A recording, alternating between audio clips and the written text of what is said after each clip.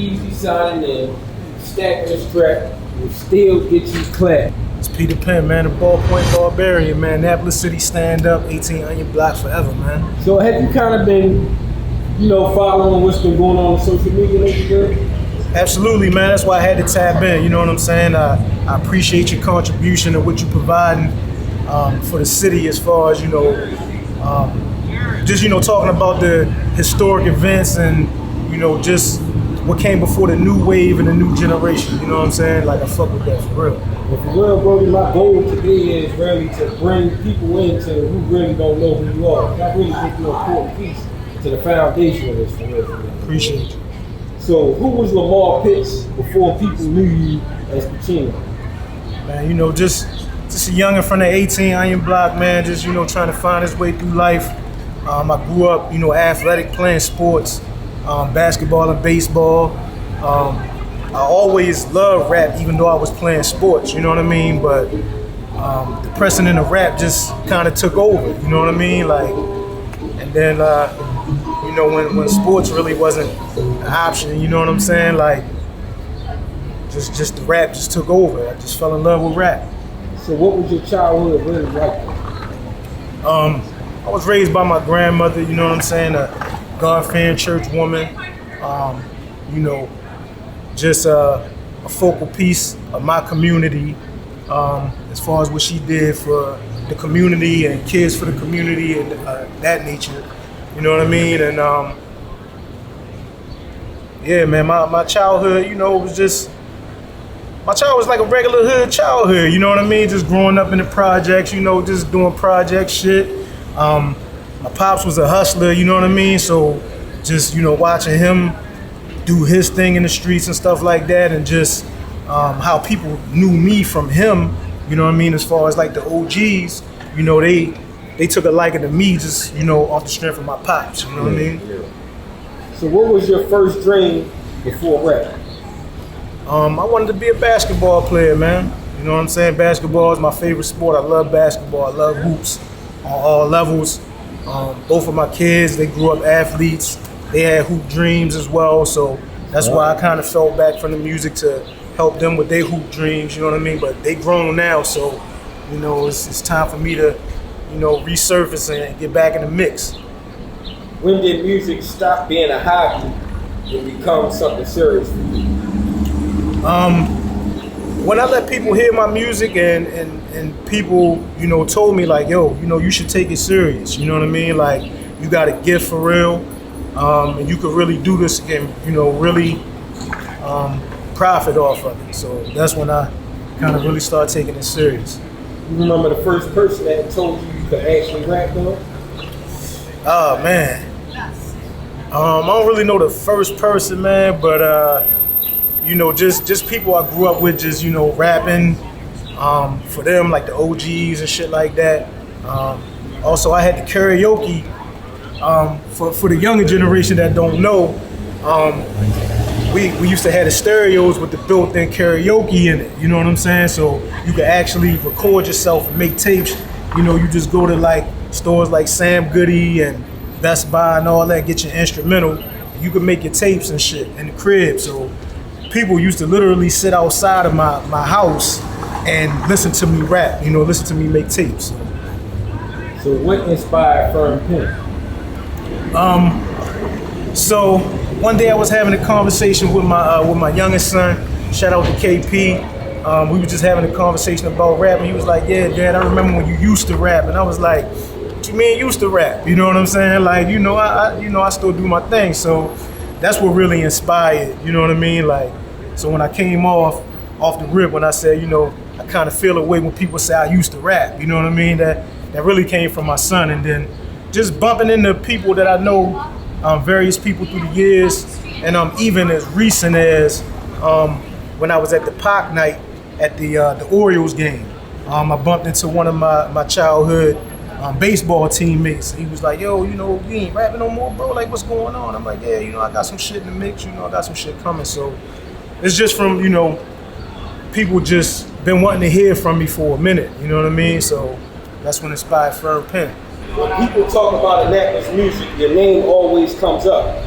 Did you realize while it was happening that you were helping build something?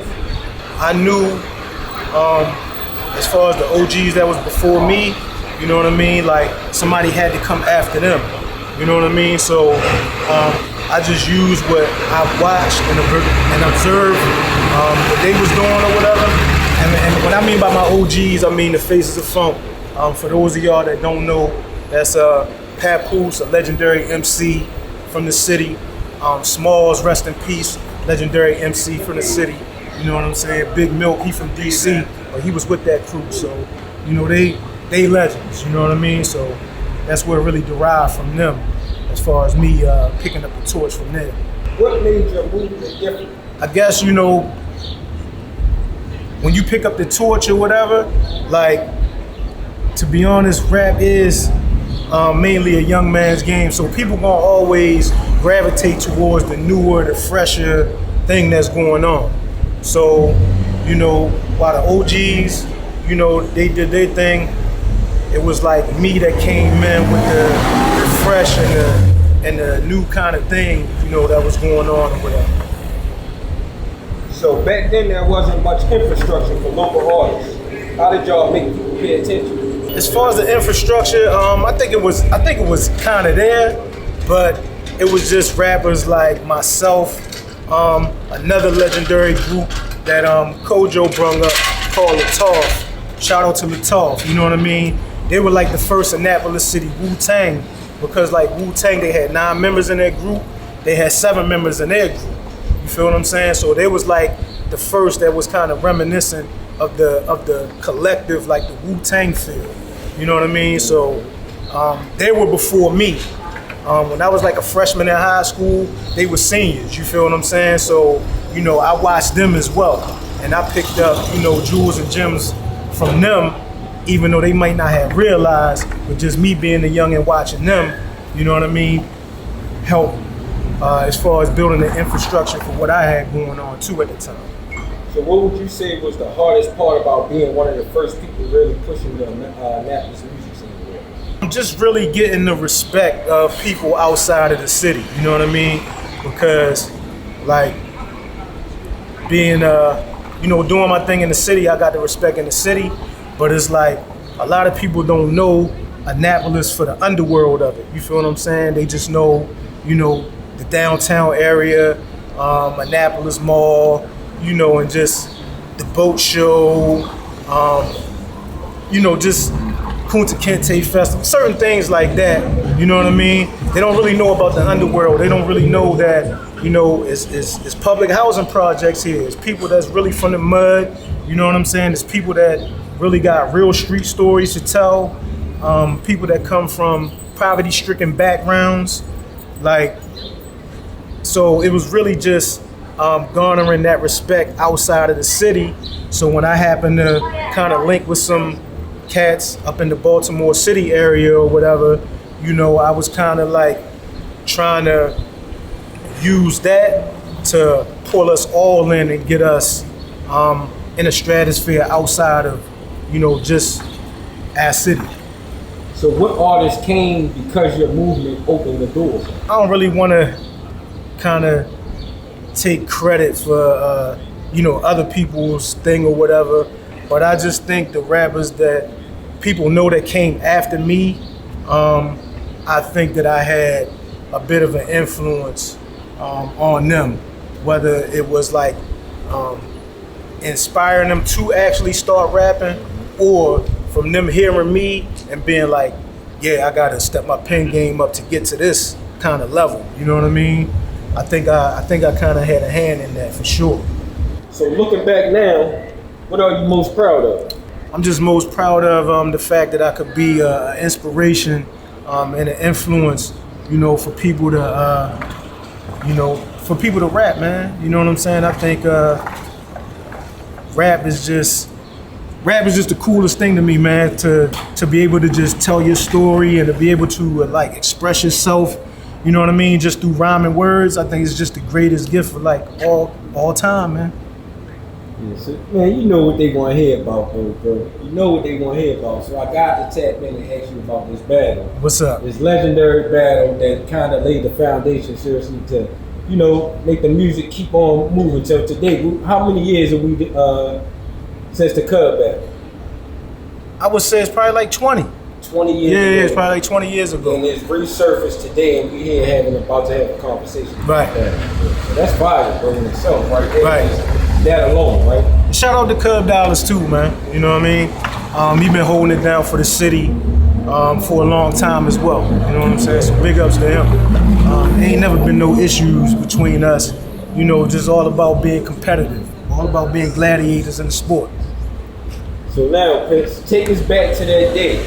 How did the battle come together for you? Just, it was kind of a thing like where, you know, two giants in the city, you know what I'm saying? Just like Jay-Z and Nas, kind of, I guess it was kind of inevitable, you know what I'm saying? That, you know, us two would clash.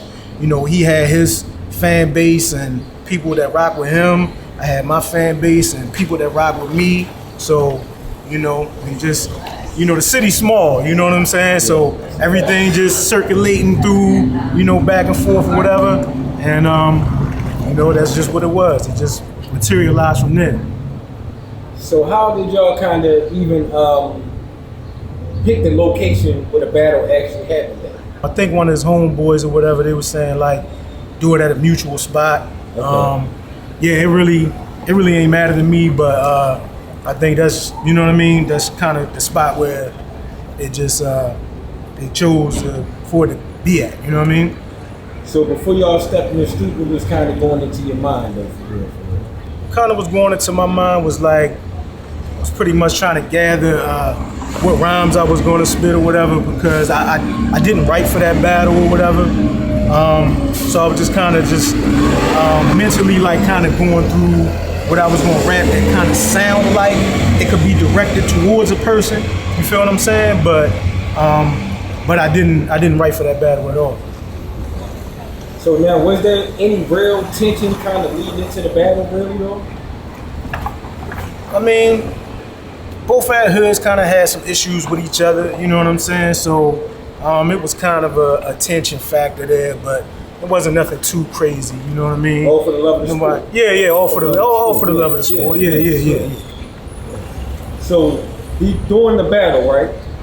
When did you kind of feel the momentum shift? You would say it was a minute ago. So yeah, I don't really know, to be honest. Did that battle change anything for the Annapolis music scene? I don't think it changed anything for the music scene, per se. You know what I mean? I think it just changed how people felt about him as a rapper and how people felt about me. The people that didn't really, I guess, like me from the door or whatever, you know what I'm saying? That kind of, you know what I'm saying, gave him a thing to kind of throw at me or whatever. And, you know, people that rock with him, it kind of catapulted him into a certain space as well. But now, after the battle, right, y'all did music together, right? After the battle?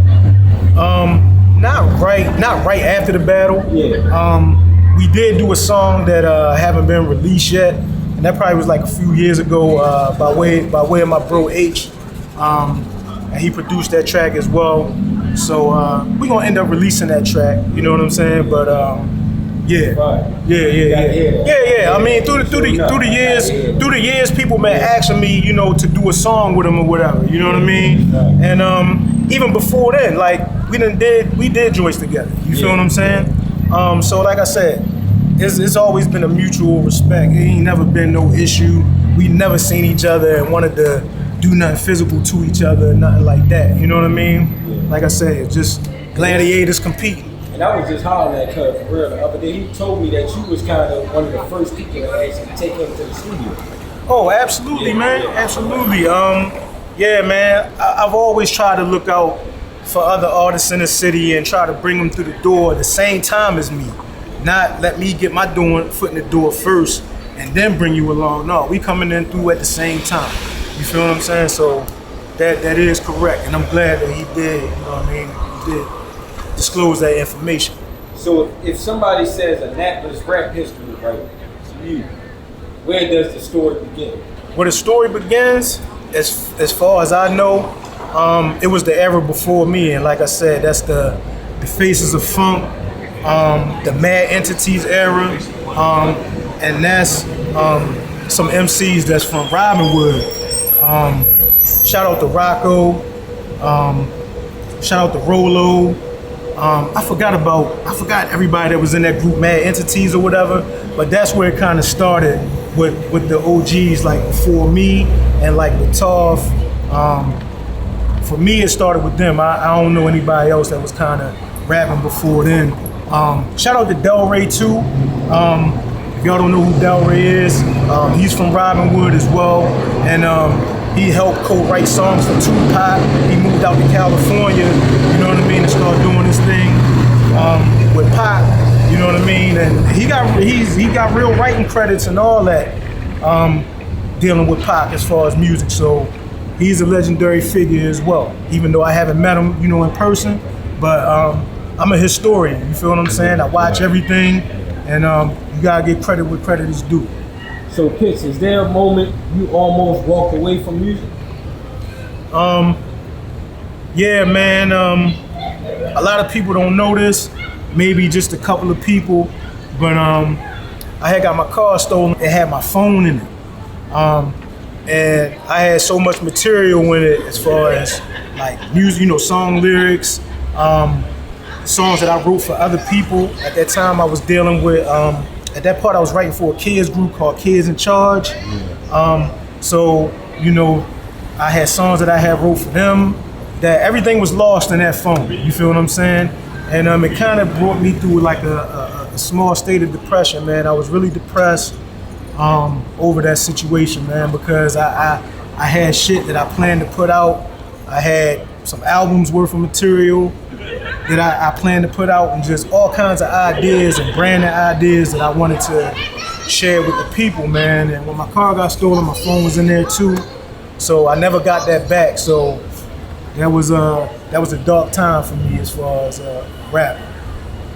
So now while I got you here, I got to get your Mount Rushmore, baby. So let me get your Mount Rushmore. Who's on your Annapolis Mount Rushmore? So my Annapolis Mount Rushmore, 4 faces. And this is no order. I gotta put Papoose on it. That's my OG. And not only just because he's my OG, but I think he's garnered the respect of everybody in the city. You know what I'm saying? One of the first rappers that I've seen that I could say with my own 2 eyes, he was living what he was rapping about for real. You know what I mean? On some street shit.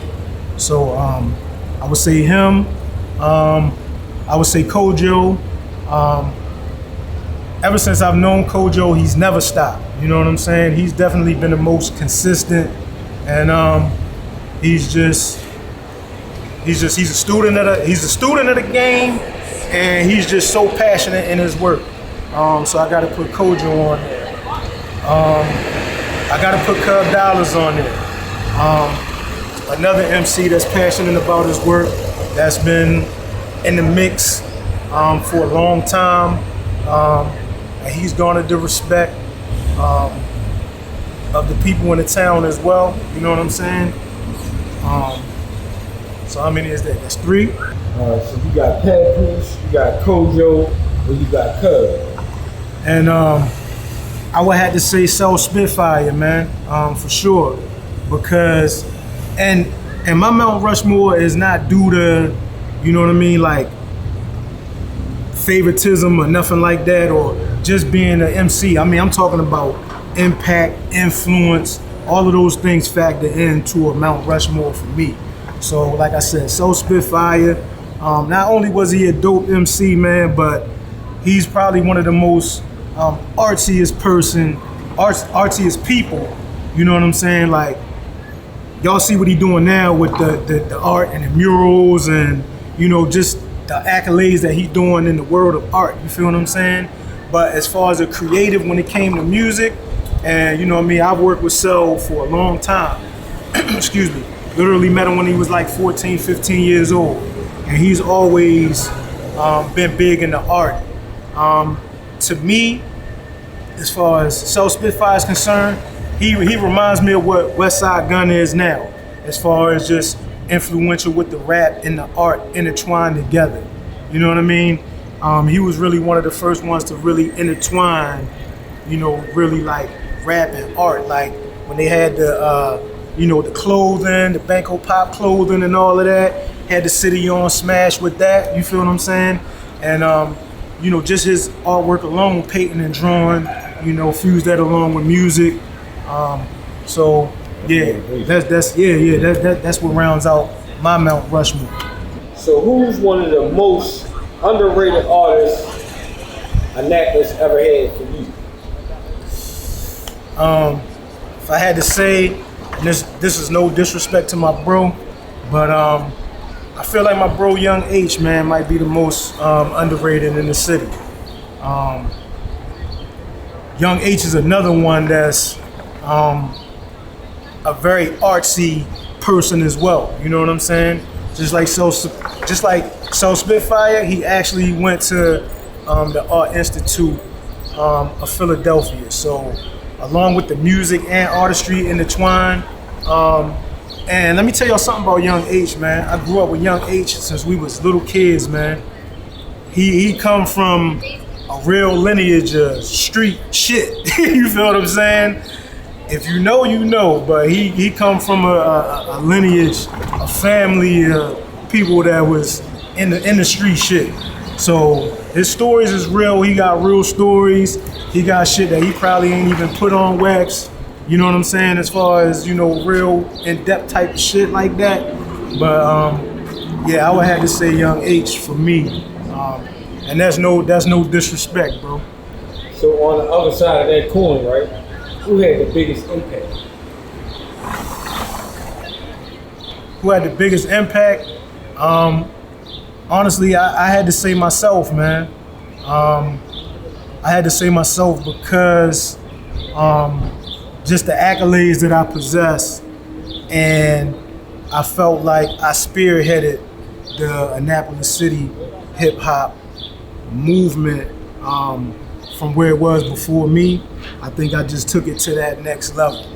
I was the first solo artist from the city to have my debut album actually distributed in stores. I was the first solo artist from my city that started the whole mixtape wave. Before me, people wasn't releasing mixtapes and actually, you know, coming out the trunk with it, getting money. And I took that formula from Master P. You feel what I'm saying? Before Master P, they got their record deal. You know what I'm saying? They was doing it straight out the trunk with it. You feel what I'm saying? So I was the first to do that. I was the first artist from my city to perform at Madison Square Garden in 2003 at the New York City Music Festival. Performed there twice. Killed it. I did have the footage on VHS tape, but it was VHS tape, and wow. It's old, you know what I mean? So it warped out or whatever. But I mean, it's just, you know, I could run down I could run down a bunch of things, man. Did a song with Little Mo. For those of y'all that don't know Little Mo for making music, y'all probably just know her for doing the love and hip hop thing. She was prominent in the early 2000s with hits with Ja Rule, Fabulous, Jay-Z. So I did a single with her. So it's a lot of things that I did first, coming from the city of Annapolis. So I would have to put myself in. So 20 years from now, what do you hope people remember most about? I just hope people remember that I was just passionate about rapping, man. I was just passionate about the craft. I gave it everything in me as far as a writer and a creator. And I just, every time I rap, I just try to give y'all my best, man. I try to come up with the, you know, the newest, slickest, you know, lines and punches and, you know, metaphors and, you know, so I just hope people know that I really took this craft serious, and I just wanted to be a light to everybody else that watched me, and they could look at me and be like, yo, I could do this too. You know what I mean? What chapter of your story hasn't been written yet? At my elder rap age, you know, am I still fire? Can I still do this? So as a rapper approaching his, you know, early mid 40s, you know, I still got more in the tank. I still got more to get at people, and it's still at an elite level. Yeah. You know what I'm saying? Yeah, no drop off, no nothing. I'm better than ever. So, and y'all gonna see that. You know what I mean? Now, before I let you go, bro, kind of let everybody know what we can be on the lookout for, how everybody can kind of stay tapped in with you. You know what I'm saying? Yeah, man. You know, you just follow me on social media, Instagram at Mr. Piaggi, and you know, mainly through social media. But I'm gonna be releasing a lot of music soon. Like I said, I just dropped a freestyle last night. It's been getting some good traction on it for real. And I appreciate everybody that tapped in. You know what I mean? Yeah, I appreciate that. You know, after my absence, you know, people still rocking with me. So salute to y'all. First Pin. Yes, sir. CEO. Yes, sir. T Gutter signing out. Easy.